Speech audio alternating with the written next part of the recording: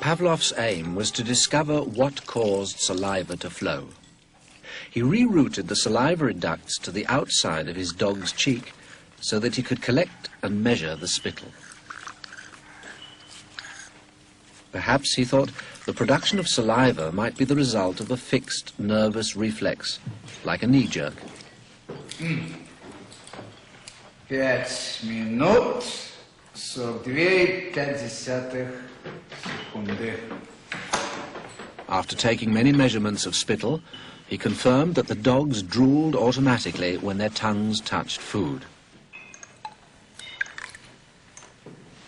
He called the response the salivation reflex. 4,5.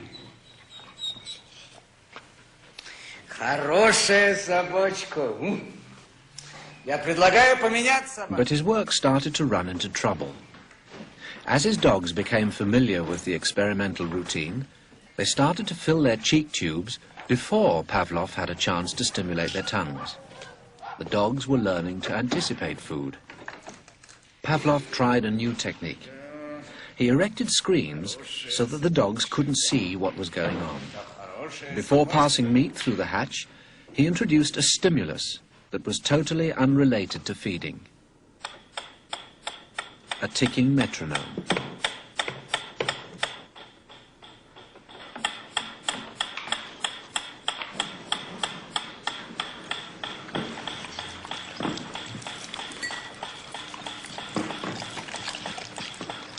At first, the dog dripped saliva into its cheek tube only when the food appeared. But after a number of trials, the dog began to connect the ticking with the arrival of meat.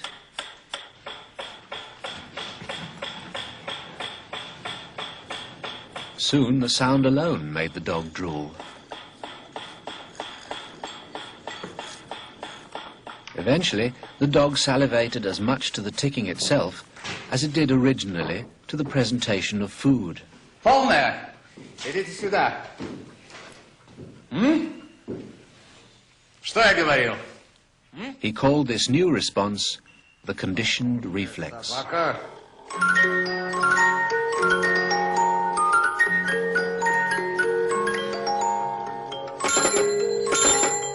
Whatever the stimulus, his dogs could soon be conditioned to produce saliva.